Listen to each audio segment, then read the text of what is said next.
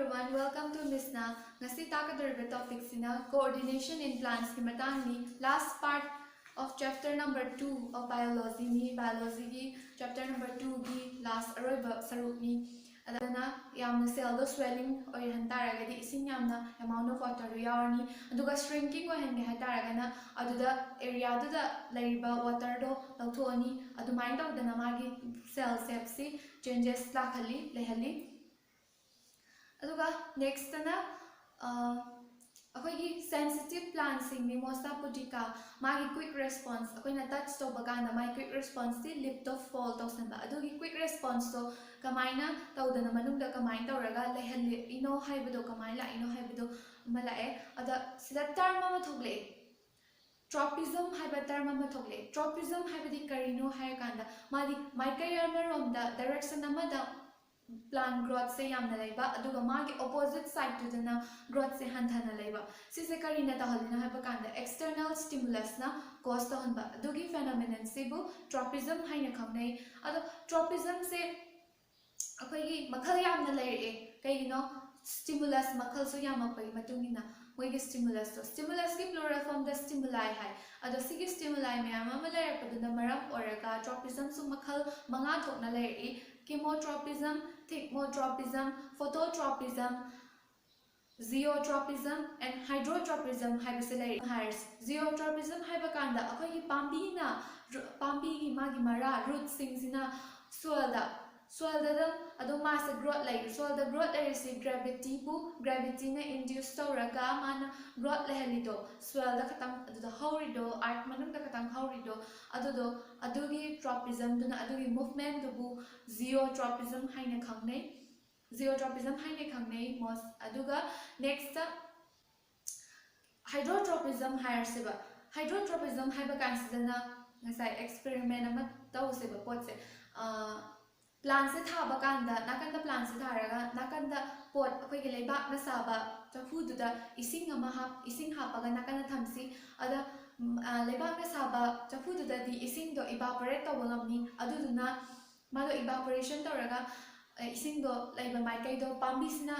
खंगदोइनेबा अदुदुगा नसाइगे root से मनुंगदा लेनुंगदा हौरगा लेइदो माजे gravity rom the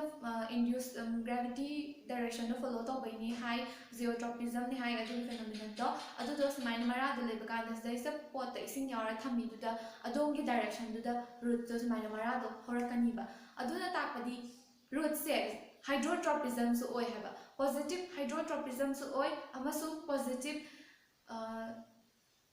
zeotropism so oi ba ado ani se karam ani hena strong oi ge haba kanda roots ta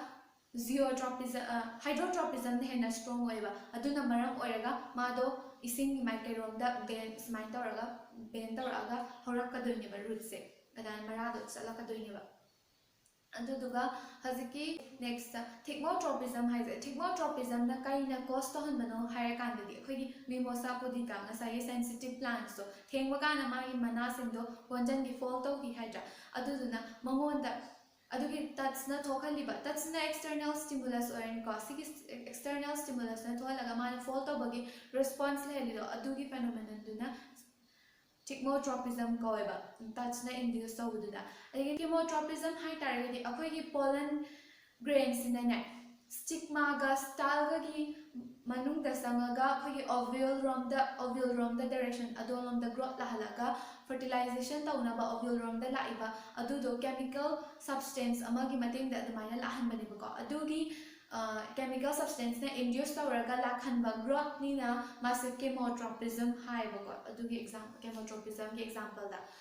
mari chemical ga mari leina bani chemotropism aduna bu chemotropism hare ni ko maming se tam hai phototropism hai pa kansa phototropism na khoina pambi se magi pambi ki stem se horapa mayol tongla pa matamda stems di parama mai kai da satli hai ba kanda magi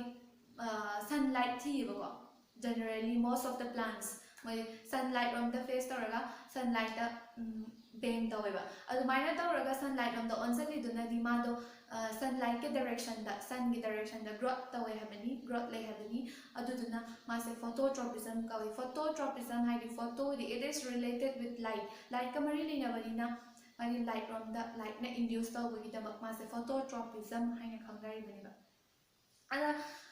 ꯉꯁꯥꯏꯒꯤ ꯁꯨꯃꯥꯏꯅ ꯄ꯭ꯂꯥꯟꯠꯁꯇꯁꯨ hormone ꯂꯩ, ꯑꯦꯅꯤꯃꯦꯜꯗ hormone ꯂꯩꯕꯗꯧꯅ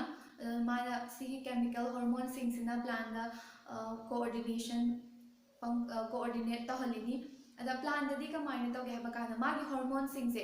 ꯖꯒꯥ ꯑꯃꯗ, area ꯑꯃꯗ synthesise ꯇꯧꯔꯒ ꯃꯥꯅ target action ꯇꯧꯗꯣꯔꯤꯕ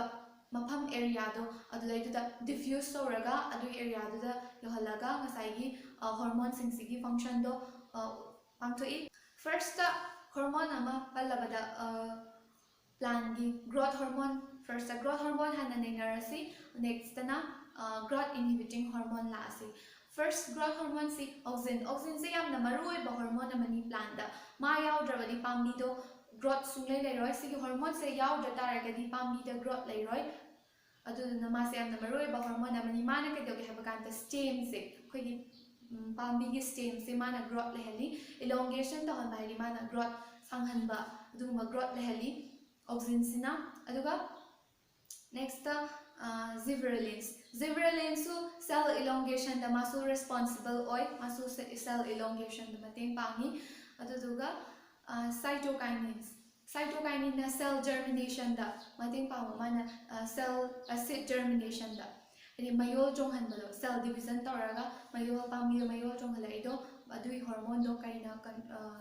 ꯀꯔꯝꯕꯅ responsible ꯑꯣꯏꯒꯦ ꯍꯥꯏ ꯇꯥꯔꯗꯤ ꯁꯥꯏꯇꯣꯀꯥꯏꯅꯤꯟꯅ꯫ ꯅꯦꯛꯁꯇ ꯌꯥꯝꯅ ꯏꯟꯍꯤꯕꯤꯇꯤꯡ ꯍꯣꯔꯃꯣꯟ ꯍꯥꯏ ꯇꯥꯔꯒꯗꯤ ꯑꯩꯈꯣꯏꯒꯤ ꯄꯥꯝꯕꯤꯁꯦ ꯑꯗꯨꯝ ꯒ꯭ꯔꯣꯊ ꯂꯩꯔꯒꯗꯤ ꯂꯩꯇꯦ, ꯃꯥꯒꯤꯁꯨ ꯂꯤꯃꯤꯇꯦꯠ ꯒ꯭ꯔꯣꯊ ꯂꯩ꯫ ꯁꯤꯒꯤ ꯄꯥꯝꯕꯤꯒꯤ ꯂꯤꯃꯤꯇꯦꯠ ꯒ꯭ꯔꯣꯊ ꯂꯩ, ꯍꯥꯏꯗꯤ ꯁꯤꯒꯤ ꯁ꯭ꯋꯥꯏ ꯌꯧꯅ ꯒ꯭ꯔꯣꯊ ꯂꯩꯔꯛꯄ ꯃꯇꯝꯗ ꯂꯦꯞꯈꯤꯕ ꯃꯥꯒꯤ ꯃꯇꯝ ꯑꯃ ꯂꯩ꯫ ꯑꯗꯨꯒꯤ ꯒ꯭ꯔꯣꯊꯇꯣ ꯏꯟꯍꯤꯕꯤꯁꯟ ꯇꯧꯅꯕ ꯍꯣꯔꯃꯣꯟ ꯂꯩ꯫ ꯍꯣꯔꯃꯣꯟꯁꯦ ꯑꯦब्ꯁꯤꯁꯤꯛ ꯑꯦꯁꯤഡ്, ꯁꯤꯁꯦ ꯌꯥꯝꯅ ꯄꯥꯋꯔꯐꯨꯜ ꯑꯣꯏꯕ, ꯌꯥꯝꯅ ꯀꯟꯕ ꯍꯣꯔꯃꯣꯟ ꯑꯃꯅꯤ ꯑꯩꯈꯣꯏꯒꯤ ꯒ꯭ꯔꯣꯊꯁꯤ ꯏꯟꯍꯤꯕꯤꯠ ꯇꯧꯕꯗ꯫ ꯑꯦब्ꯁꯤꯁꯤꯛ ꯑꯦꯁꯤഡꯁꯤꯅ ꯃꯥꯁꯦ ꯑꯇꯣꯞꯄ ꯃꯥꯒꯤ ꯌꯥꯝꯅ ꯏꯝꯄꯣꯔꯇꯦꯟ ꯑꯣꯏꯕ ꯔꯣꯜ ꯑꯃꯁꯨ ꯂꯩ꯫ ꯑꯩꯈꯣꯏꯒꯤ ꯔꯨꯠꯁꯤꯅ, ꯑꯩꯈꯣꯏꯒꯤ ꯃꯔꯥꯁꯤꯅ ꯖꯤꯑꯣꯇ꯭ꯔꯣꯄꯤꯛ ꯑꯣꯏꯕ ꯍꯥꯏꯗꯤ ꯂꯩꯅꯨꯡꯗ ꯑꯩꯈꯣꯏꯒꯤ ꯒ꯭ꯔꯦꯚꯤꯇꯤꯔꯣꯝꯗ ꯐꯣꯂꯣ ꯇꯧꯔꯒ ꯃꯥꯅ ꯒ꯭ꯔꯣꯊ ꯂꯩꯔꯤꯁꯤ, ꯒ꯭ꯔꯦꯚꯤꯇꯤꯒꯤ ꯗꯥꯏꯔꯦꯛꯁꯟꯗ ꯒ꯭ꯔꯣꯊ ꯂꯩꯔꯤꯁꯤ ꯃꯥꯅ ꯔꯦꯁꯄꯣꯟꯁꯤꯕꯜ ꯑꯣꯏꯍꯟꯕꯅꯤ꯫ ꯁꯤꯒꯤ ꯍꯣꯔꯃꯣꯟꯁꯤꯅ ꯑꯦब्ꯁꯤꯁꯤꯛ ꯑꯦꯁꯤഡ്, AVA ꯍꯥꯏꯅꯁꯨ ꯈꯪꯅꯩ, ꯁꯤꯒꯤ ꯑꯦꯁꯤഡꯁꯤꯅ ꯔꯦꯁꯄꯣꯟꯁꯤꯕꯜ ꯑꯣꯏ꯫ ꯑꯗꯨꯒ ꯅꯦꯛꯁꯇꯅ ꯏꯊꯥꯏꯂꯤꯟꯁꯦ ꯍꯣꯔꯃꯣꯟ ꯃꯌꯥꯝꯁꯤꯗꯒꯤ ꯁꯤꯒꯤ ꯏꯊꯥꯏꯂꯤꯟꯁꯦ ꯈꯛꯇꯪꯅꯦ ꯒ꯭ꯌꯥꯁ ꯍꯣꯔꯃꯣꯟ ꯑꯣꯏꯔꯤꯁꯦ꯫ ꯃꯥꯅ ꯀꯩꯗꯧꯒꯦ ꯍꯥꯏꯕ ꯀꯥꯟꯗ ꯃꯥꯁꯨ ꯒ꯭ꯔꯣꯊ ꯂꯩꯍꯜꯂꯣꯏꯗꯣꯏꯅꯤ, ꯏꯂꯣꯡꯒꯦꯁꯟ ꯄ꯭ꯔꯤꯚꯦꯟ ꯇꯧꯗꯣꯏꯅꯤ, ꯑꯗꯨꯕꯨ ꯃꯥꯁꯦ ꯁꯦꯜ ꯑꯦꯟꯂꯥꯔꯖꯃꯦꯟ, ꯔꯦꯗꯤꯌꯦꯜ ꯑꯦꯟꯂꯥꯔꯖꯃꯦꯟꯗꯗꯤ ꯃꯇꯦꯡ ꯄꯥꯡꯉꯤ ꯄ꯭ꯂꯥꯟꯒꯤ꯫ ꯑꯗ ꯃꯥꯒꯤ ꯃꯊꯧꯁꯦ ꯑꯇꯣꯞꯄ ꯑꯃꯁꯨ ꯂꯩꯕ, ꯃꯥꯅ ꯀꯩꯗꯧꯍꯟꯒꯦ ꯍꯥꯏꯕ ꯀꯥꯟꯗ ꯑꯩꯈꯣꯏꯒꯤ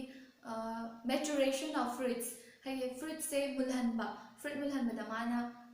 ꯃꯥꯒꯤ ꯑꯆꯧꯕ ꯊꯧꯗꯥꯡ ꯑꯃ ꯂꯩ꯫ ꯐ꯭ꯔꯨꯏꯠꯁꯤꯡ ꯃꯨꯜꯍꯟꯕ ꯀꯥꯟꯗ ꯍꯩꯅꯧ, ꯑꯗꯨꯅ ꯑꯩꯈꯣꯏꯅ ꯄꯣꯠꯁꯦ ꯂꯐꯣꯏ ꯃꯨꯟꯗꯕ ꯑꯃꯒ ꯑꯃꯨꯟꯕꯒ ꯊꯝꯃꯤꯟꯅꯕ ꯀꯥꯟꯗ ꯃꯨꯟꯗꯕꯗꯣ ꯊꯨꯅ ꯃꯨꯜꯂꯛꯏ ꯍꯥꯏꯗꯣ ꯀꯔꯝꯕ ꯍꯣꯔꯃꯣꯟꯅ ꯔꯦꯁꯄꯣꯟꯁꯤꯕꯜ ꯑꯣꯏꯒꯦ ꯑꯗꯨꯗ ꯍꯥꯏꯔꯀꯥꯟꯗ ꯏꯊꯥꯏꯂꯤꯟ ꯍꯣꯔꯃꯣꯟꯅꯅꯦꯕ ꯑꯗꯨ ꯊꯣꯛꯍꯜꯂꯤꯁꯦ꯫ ꯏꯊꯥꯏꯂꯤꯟ ꯍꯣꯔꯃꯣꯟꯅꯤ, ꯃꯥꯁꯦ ꯒ꯭ꯌꯥꯁ ꯍꯣꯔꯃꯣꯟꯅꯤ, ꯑꯗꯣ ꯃꯥꯅ ꯑꯩꯈꯣꯏꯒꯤ ꯐ꯭ꯔꯨꯏꯠ ꯃꯦꯆꯨꯔꯦꯁꯟꯁꯤꯡꯗ ꯃꯥꯅ ꯔꯦꯁꯄꯣꯟꯁꯤꯕꯜ ꯑꯣꯏ, ꯃꯥꯒꯤ ꯑꯗꯨꯒꯤ ꯀꯟꯇ꯭ꯔꯣꯜ ꯇꯧꯕꯁꯦ ꯃꯥꯅ ꯑꯁꯤꯒꯤ ꯍꯣꯔꯃꯣꯟꯁꯤꯅ ꯇꯧꯋꯦꯕꯀꯣ꯫ ꯗ ꯂꯥꯁ ꯑꯣꯏꯅ ꯇꯣꯄꯤꯛ ꯑꯦꯄꯤꯀꯦꯜ ꯗꯣꯃꯤꯅꯦꯟꯁ ꯍꯥꯏꯔꯒ ꯂꯥꯛꯑꯦ꯫ ꯑꯦꯄꯤꯀꯦꯜ ꯗꯣꯃꯤꯅꯦꯟꯁ ꯍꯥꯏꯕ ꯀꯥꯟꯁꯤꯗ ꯑꯩꯈꯣꯏ ꯀꯔꯤꯅꯣ ꯍꯥꯏꯕ ꯀꯥꯟꯁꯤꯗ ꯃꯥꯁꯦ ꯁꯤꯁꯦ ꯀꯔꯝꯕ ꯍꯣꯔꯃꯣꯟꯅ ꯊꯣꯛꯍꯜꯂꯤ ꯍꯥꯏꯕꯗ ꯑꯣꯛꯁꯤꯟꯅ ꯔꯦꯁꯄꯣꯟꯁꯤꯕꯜ ꯑꯣꯏꯀꯣ ꯁꯤꯒꯤ ꯐꯦꯅꯣꯃꯦꯅꯟꯁꯦ꯫ ꯑꯗ ꯃꯥꯅ ꯑꯩꯈꯣꯏꯒꯤ ꯑꯦꯛꯖꯤꯂꯔꯤ ꯑꯦꯄꯤꯀꯦꯜ ꯕꯠꯁꯤꯗ ꯒ꯭ꯔꯣꯊ ꯂꯩꯔꯛꯄ ꯀꯥꯟꯗ ꯅꯥꯀꯟꯒꯤ ꯂꯦꯇꯔꯦꯜ ꯕꯠꯇꯨꯗ ꯏꯟꯍꯤꯕꯤꯠ ꯇꯧꯕꯗꯣ, ꯂꯦꯇꯔꯦꯜ ꯕꯠꯇꯣ ꯒ꯭ꯔꯣꯊ ꯂꯩꯍꯟꯗꯕ, ꯑꯗꯨꯒ ꯑꯦꯄꯤꯀꯦꯜ ꯕꯠꯇꯨꯅ ꯒ꯭ꯔꯣꯊ ꯂꯩꯔꯛꯄ, ꯑꯦꯄꯤꯀꯦꯜ ꯕꯠꯇꯨꯅ ꯒ꯭ꯔꯣꯊ ꯂꯩꯔꯛꯄ ꯃꯇꯝꯗ ꯂꯦꯇꯔꯦꯜ ꯕꯠꯇꯣ ꯒ꯭ꯔꯣꯊ ꯂꯩꯇꯦꯕ, ꯑꯗꯨꯒꯤ ꯐꯦꯅꯣꯃꯦꯅꯟꯗꯨꯕꯨ ꯀꯩꯅꯣ ꯍꯥꯏꯕ ꯀꯥꯟꯗ ꯑꯦꯄꯤꯀꯦꯜ ꯗꯣꯃꯤꯅꯦꯟꯁ ꯍꯥꯏꯅꯩ꯫ ꯁꯤꯁꯦ ꯃꯣꯁ ꯍꯥꯏꯌꯔ प्लांट्सꯇ ꯍꯥꯏꯗꯤ ꯌꯥꯝꯅ ꯋꯥꯡꯕ ꯄꯥꯝꯕꯤ, ꯑꯆꯧꯕ ꯄꯥꯝꯕꯤꯒꯨꯝꯕꯗ ꯌꯥꯝꯅ ꯊꯣꯛꯄ ꯐꯦꯅꯣꯃꯦꯅꯟ ꯑꯃꯅꯤ ꯑꯦꯄꯤꯀꯦꯜ ꯗꯣꯃꯤꯅꯦꯟꯁ ꯍꯥꯏꯁꯤ꯫ ꯑꯗꯣ ꯃꯥꯒꯤ ꯂꯦꯇꯔꯦꯜ ꯕꯠꯇꯣ ꯒ꯭ꯔꯣꯊ ꯂꯩꯍꯟꯒꯦ ꯍꯥꯏ ꯇꯥꯔꯗꯤ ꯀꯩꯗꯧꯒꯅꯤ ꯍꯥꯏꯕ ꯀꯥꯟꯗ ꯉꯁꯥꯏꯒꯤ ꯁꯨꯠ ꯇꯤꯞꯇ ꯑꯣꯛꯁꯤꯟꯁꯦ ꯀꯗꯥꯏꯗ ꯄꯨꯊꯣꯛꯏ ꯍꯥꯏꯕ ꯀꯥꯟꯗ ꯁꯨꯠ ꯇꯤꯞꯇ ꯄꯨꯊꯣꯛꯏꯗꯅ, ꯑꯗꯨꯅ ꯁꯨꯠ ꯇꯤꯞ ꯍꯥꯏ ꯇꯥꯔꯗꯤ ꯑꯩꯈꯣꯏꯒꯤ ꯄꯥꯝꯕꯤꯒꯤ ꯃꯇꯣꯟꯗꯨꯗ ꯄꯨꯊꯣꯛꯄꯅꯤꯅ, ꯁꯨꯠ ꯇꯤꯞꯇꯨꯗ ꯄꯨꯊꯣꯛꯄꯅꯤꯅ ꯄꯥꯝꯕꯤꯒꯤ ꯃꯇꯣꯟꯗꯣ ꯀꯛꯊꯠꯂꯒ ꯍꯧꯖꯤꯛꯀꯤ ꯑꯦꯄꯤꯀꯦꯜ ꯕꯠꯇꯣ ꯀꯛꯊꯠꯈ꯭ꯔꯀꯥꯟꯗ ꯂꯦꯇꯔꯦꯜ ꯕꯠꯇꯣ ꯒ꯭ꯔꯣꯊ ꯂꯥꯛꯇꯣꯏꯅꯦꯕ, ꯂꯦꯇꯔꯦꯜ ꯁ꯭ꯇꯦꯝꯗꯣ ꯒ꯭ꯔꯣꯊ ꯂꯥꯛꯇꯣꯏꯅꯦꯕ꯫ ꯑꯗꯨꯃꯥꯏꯅ ꯇꯧꯗꯅ ꯒ꯭ꯔꯣꯊ ꯂꯥꯛꯍꯟꯕꯗꯨ, ꯑꯗꯨꯒꯤ ꯁꯤꯒꯤ ꯐꯦꯅꯣꯃꯦꯅꯟꯁꯦ ꯍꯥꯏꯗꯤ removal of apical bud to adugi phenomenon do lateral stem do growth laknabaidamakta adugi process to kaida yamna sizinage haba kanda khoina tea plantation tawba kanda yamna sizinaba phenomenon